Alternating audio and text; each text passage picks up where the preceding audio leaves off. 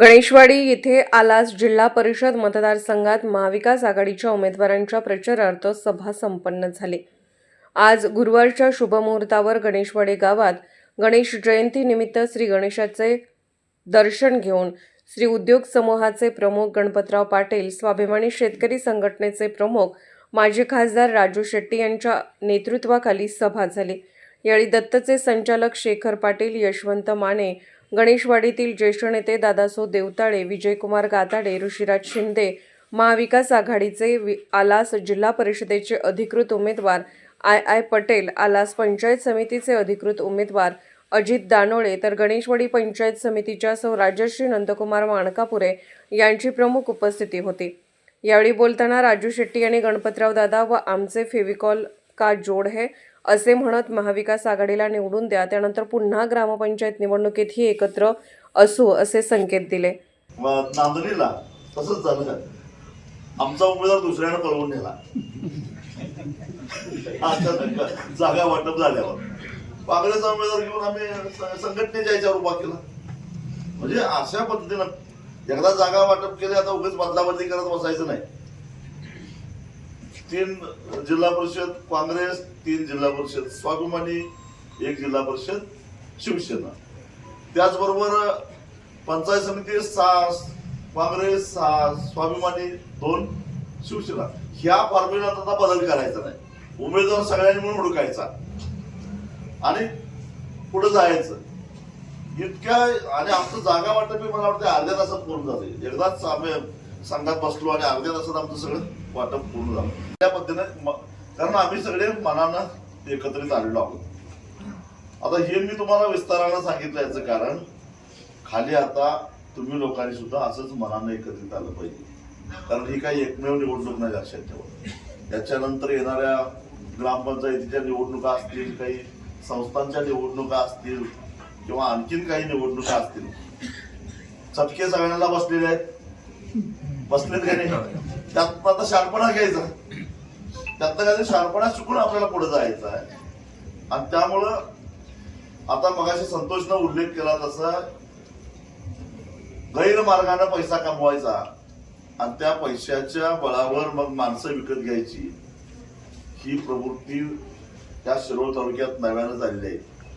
मी काय निवडणूक आता लढवतोय का? 20 वर्ष होऊन गेली, पण असले धंदे आम्ही कधी केले नाहीत। ही माणसं एवढी जास्ती काही सांगण्याची गरज नाही, कारण राजू शेट्टी साहेब आणि मी आणि शिवसेना एकत्र येऊन ह्या तालुक्यातले काम चांगलं करणाऱ्या लोकांना संधी देऊन त्यांना निवडून आणून आपल्या तालुक्याचा विकास कसा करता येईल, चांगल्या पद्धतीने विकास करण्याची दृष्टी ठेवून त्यांना तालुका पंचायतला असेल, जिल्हा परिषदला असेल पाठवण्याचा विचार करून निघालेला आहे। आज तुम्ही बघितला 4-5 वर्ष कुठल्याही पद्धतीचं आपल्या तालुक्यामध्ये काम झालेलं नाही, ना रस्त्याचं झालंय, ना शाळेचं झालंय, ना शेतकऱ्यांच्या दृष्टीनं काय झालंय, प्रदूषणाच्या बाबतीत झालंय, काही झालेलं नाही।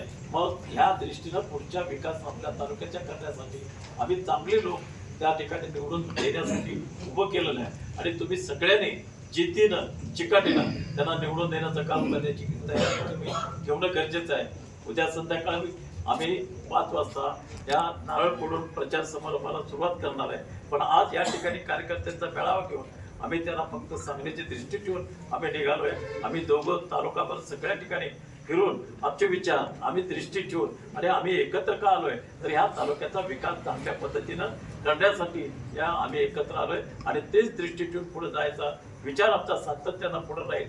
आम्ही तेही बोलले, मी बोललेला आहे, पण एकत्र राहून जे आता मगाशी म्हटले सदस्य चांगल्या लोकांची टीम तयार करणं, ही दृष्टी ठेवून आम्ही निघालेलो आहे। आणि चांगल्या लोकांची टीम जर तयार झाली नाही तर आपल्या तालुक्यातला विकास होणं शक्य नाही आणि ते विकास करण्यासाठी आम्ही सगळ्यांनी एकत्र येऊन काम करायचं ठरवलंय। म्हणून तुम्हाला कळकळीची विनंती आहे की तुम्ही लोकांनी जिल्हा परिषद असेल, तालुका पंचायत असेल, या उमेदवारांना निवडून देणं आणि बाहेर तुमचे तालुक्यामध्ये कुठं काही संबंध असतील, मित्रमंडळी असतील, त्यांना देखील सांगून तालुक्यात जे आमचे उमेदवार उभा केलेले असतील, काँग्रेस असेल, राष्ट्रवादी असेल, शिवसेना असेल, त्या सगळ्या उमेदवारांचा प्रचार करून आपल्या तालुक्यामध्ये तालुका पंचायतमध्ये आपला झेंडा लागेल अशा पद्धतीचं काम करण्याची दृष्टी तुम्ही ठेवा आणि सर्व ठिकाणी आपण प्रचार करून कुठंही हलगर्जीपणा करू नका.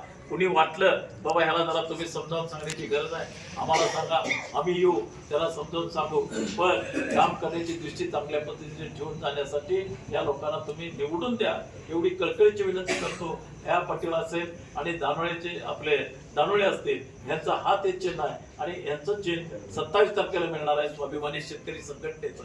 तर जे काही चिन्ह असेल ते असू द्या, पण तुम्ही सर्वांनी मिळून काँग्रेस, स्वाभिमानी शेतकरी संघटना आणि शिवसेना एकत्र राहून लढतायत एवढ्या पद्धतीनं प्रचाराची धूमधडाका चालू करा.